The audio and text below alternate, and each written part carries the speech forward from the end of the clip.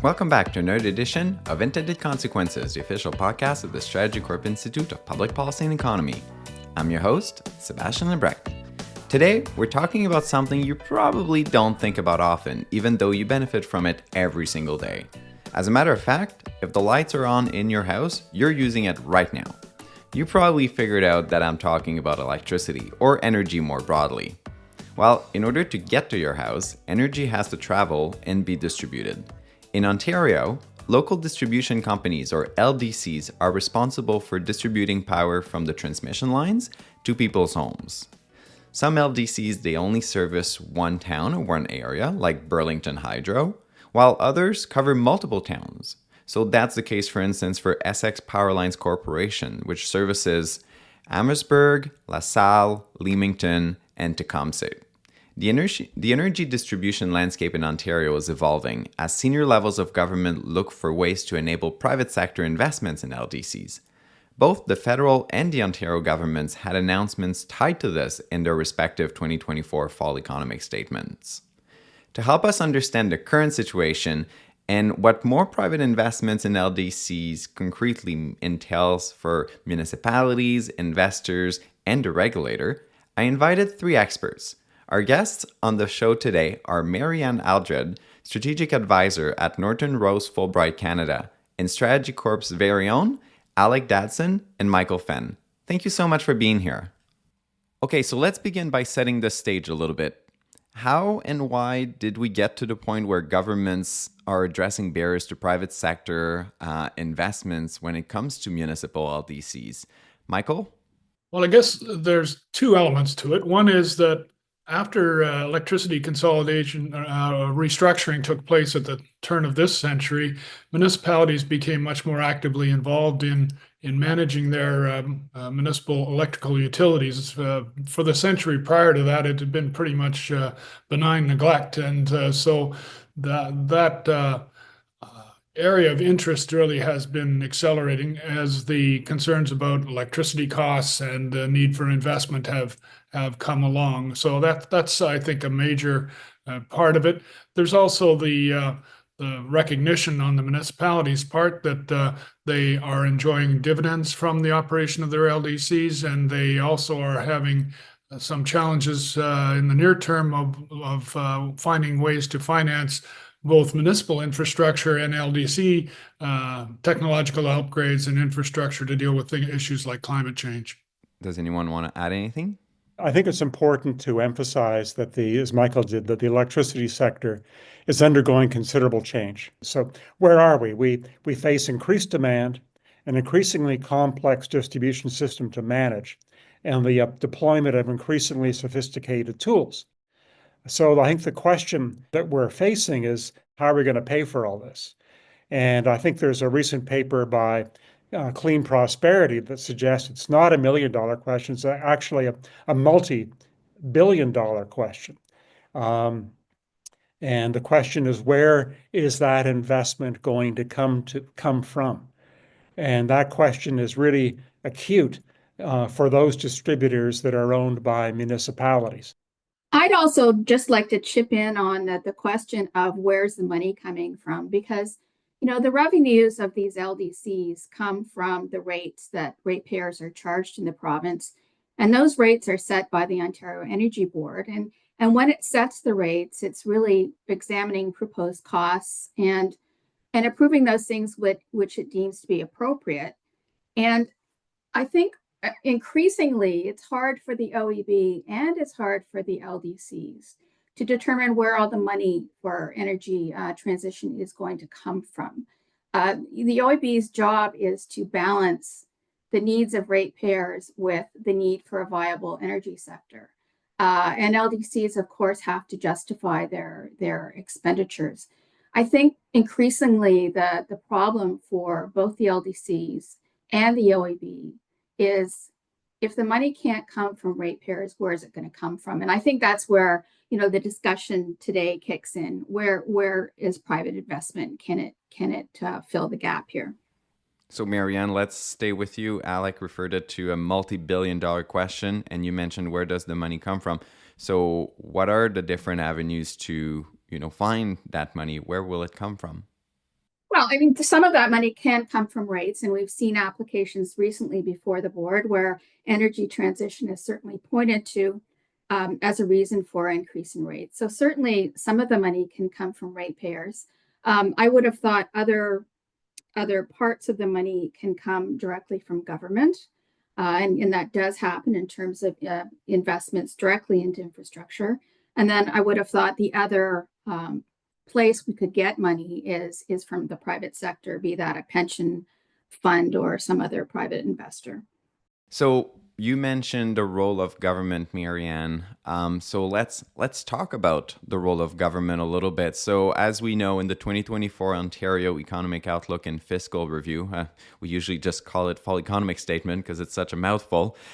We did see some measures related to LDCs. There was enhancing the transfer tax rate, and there was some language around providing a stronger incentive for consolidation activity in the Ontario electricity distribution sector. And then, not to be outdone, the federal government in the 2024 Fall Economic Statement also mentioned that they were exploring lowering the ownership threshold and investment thresholds for municipally owned utility corporations. And the vision is to attract more private sector ownership. We can think of, pension funds, for instance. So Aleck, I'll go to you next. So will the proposed changes from the Ontario and federal governments have substantial impacts, or do you think it's not enough? It's a good question. And I don't mean to avoid answering, but I think it remains to be seen. And I think there are several points I'd want to make. Certainly at the margin, you would expect that the expansion and extension of the exemption from the transfer and departure tax would increase the likelihood of private sector or pension fund investment. But the difficulty is, as a number of commentators have pointed out, those changes still leave LDCs liable to the recapture of depreciation. And that in some cases may be a huge liability, certainly as we saw in the case of the Hydro One IPO. So that's one reason why the changes we're talking about may not make a big difference in the near term. Having said that, the impact of the depreciation issue was not sufficient to scupper several transactions that have proceeded, namely the sale of Aurelia, the sale of Port Hope, and the Hydro One IPO. Secondly, I think another point is that there's an issue of timing here, particularly with respect to the electoral calendar that'll become an issue. The next round of municipal elections is in October 2026. And from the perspective of municipal leaders, there simply may not be sufficient time to move forward and complete a transaction that may well be controversial. So I think my own conclusion is it may not have an impact in the near term, except perhaps in the context of transactions that already may be under negotiation, right? This is one way of the changes provide one way, in a sense, of making the sale or the investment more attractive to a potential municipal seller. Sebastian, maybe it would be useful to just do a quick level set, as people may not all be aware that the transfer tax and the departure tax that are referenced earlier and the degree of ownership permitted in municipal utilities is really a discussion around whether these tax-exempt organizations are going to be able to be converted to being commercial operations with the implication that they pay tax and all that goes along with it.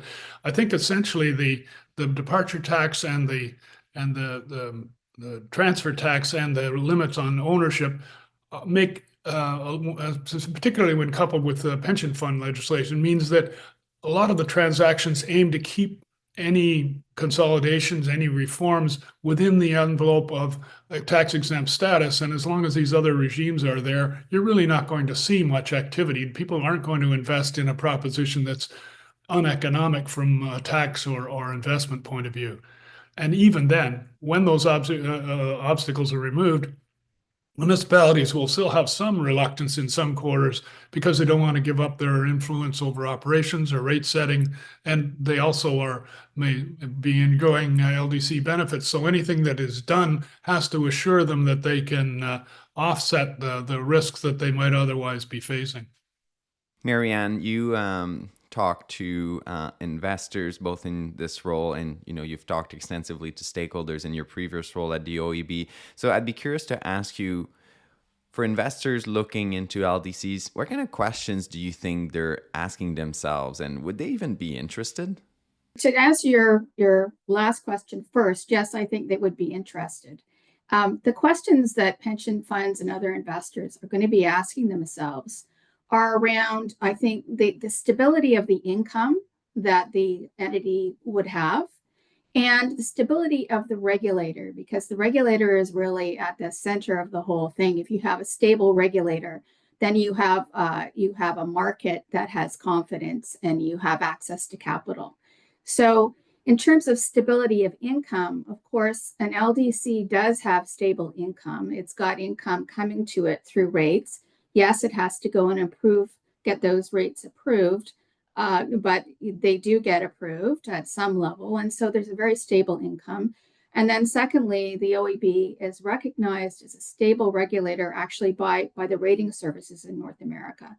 So you have those two elements in place in Ontario.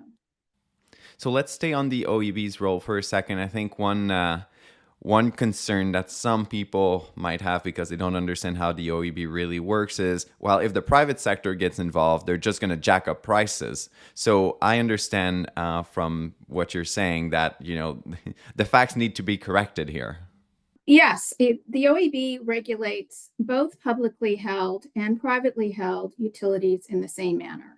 And in fact, as we all know, Enbridge is privately owned, and Enbridge is actually a gas company, of course, has been regulated by the OEB for over 60 years. And there are also examples like Hydro One, which Aleck alluded to, where more than half of the ownership is not public. And Hydro One continues to be regulated by the OEB in the same manner that it always was. So whether an LDC is publicly or privately owned, they are bound by the same legislation, the same rules that the OEB has put in place with the ability to enforce the same general rate setting structure. So in some ways, one would be agnostic about ownership in terms of going before the OEB. So I want to talk about municipalities a little bit. Obviously, that's the other side of the medal. Some of you already alluded to their, how they might see this thing. So how do you think municipalities think about this issue? I've heard that some of them might be, afraid of losing control of their LDCs for reasons that Michael mentioned. So where do you think the municipal sector is at? We'll go to you first, Michael. Sure, I think you pretty much summarized the case. The municipalities are looking at this and saying they would prefer to retain control over LDC operations and rate setting. They like the local economic activity that their local utility gives them.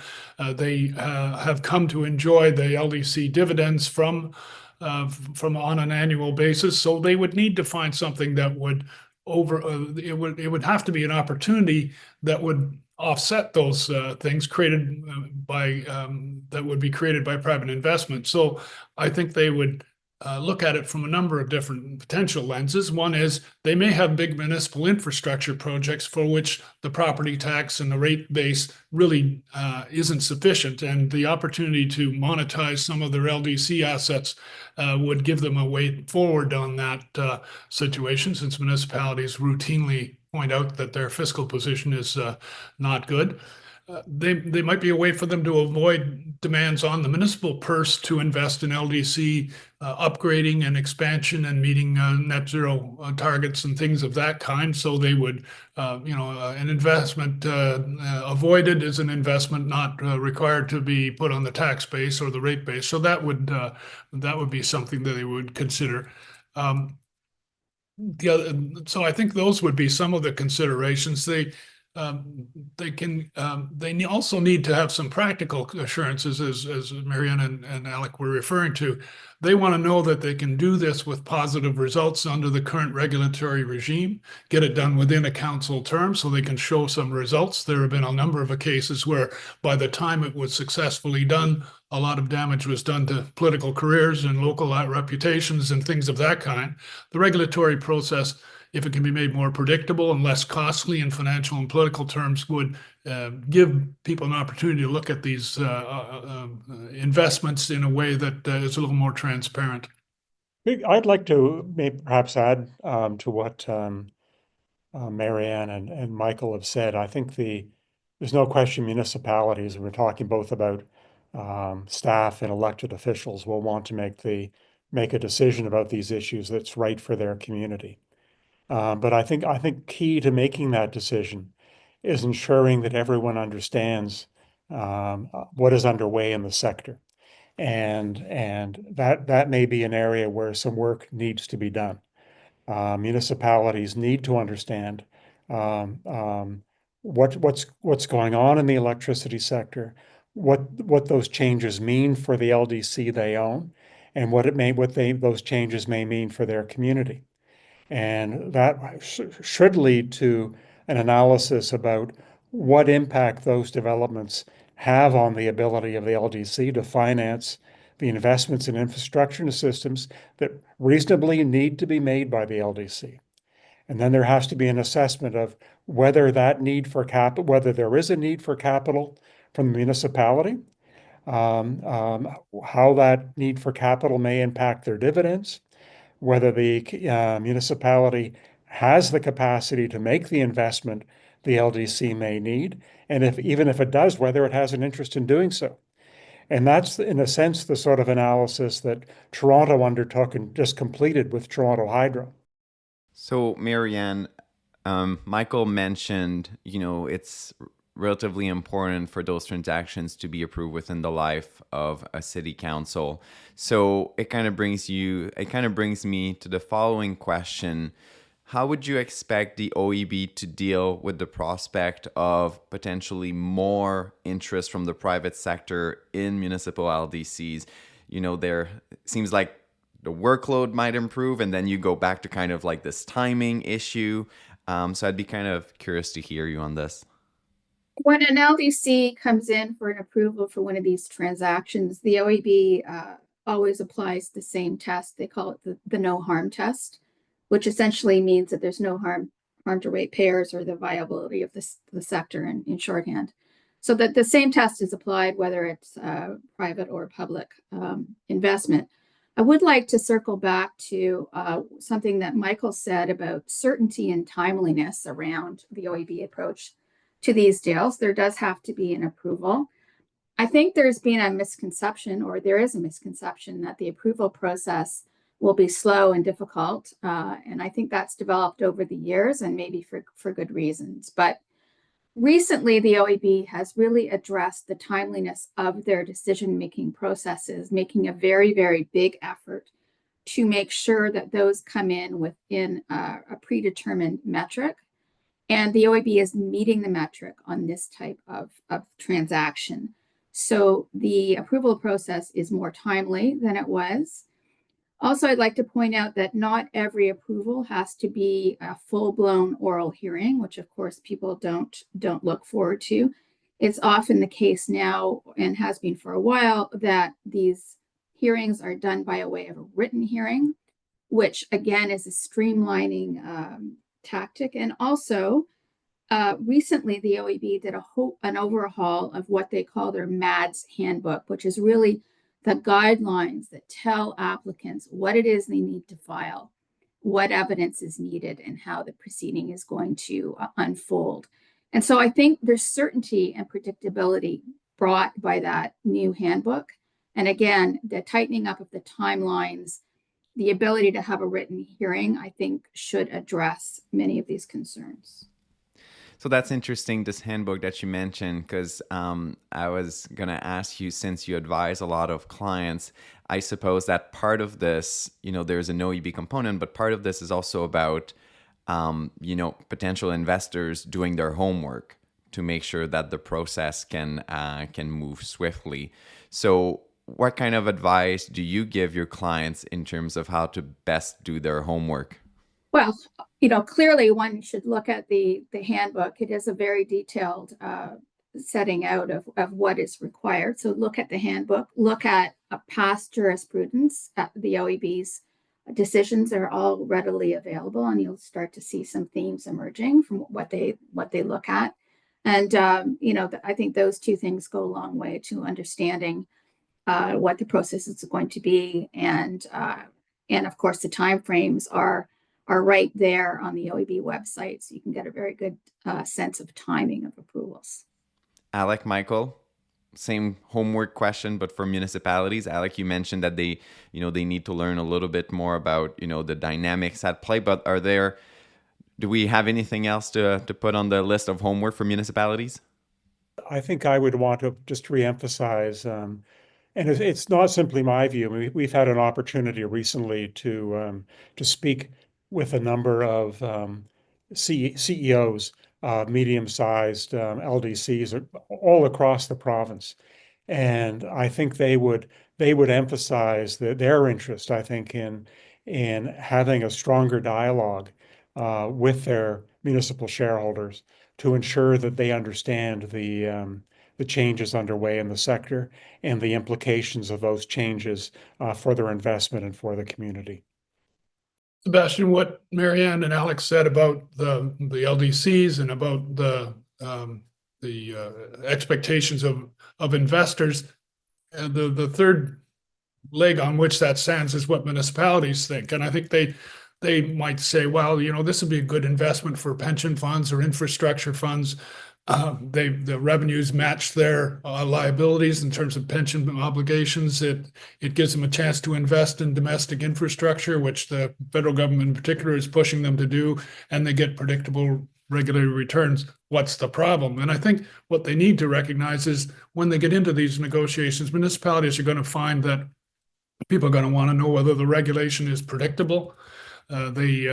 They're going to want to invest at scale, so they want to. Some of the very large funds don't look at things below, say, a threshold of 100 million. So there may be some aggregation required.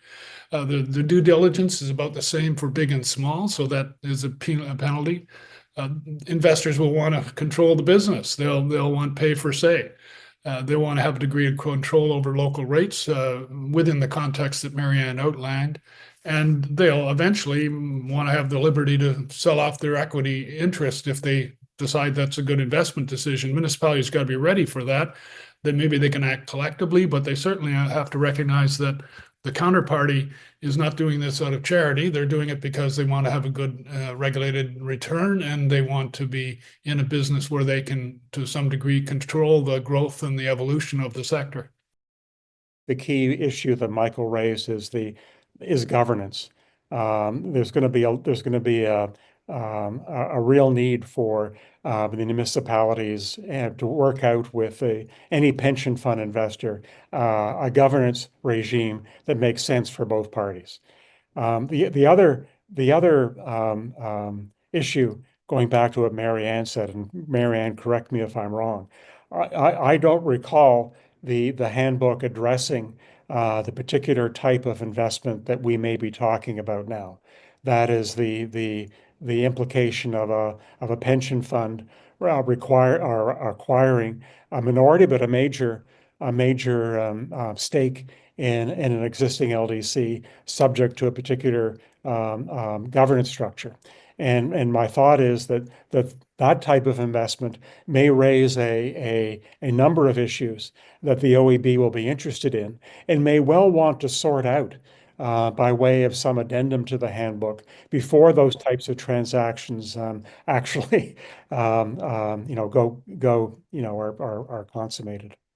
Yeah, I think that's a fair comment, Aleck. It's always better to sort out these issues from my viewpoint. As a matter of policy, so that you've got a framework, and then when the transaction hits the hearing room, people hopefully apply that framework. I think that, so you're right. I think the OEB may well want to work that out in advance. So the discussion is headed towards talking about the future. So let's keep riding that wave. So, earlier I mentioned the changes that the provincial and federal governments are thinking about or rolling out. And I asked you if this would be enough or not, or would move the needle. So let me ask you a similar question. Are there any other changes that you consider necessary, that you think the different levels of government should consider? We're going to go around the virtual table here, and we're going to start with Mary Anne.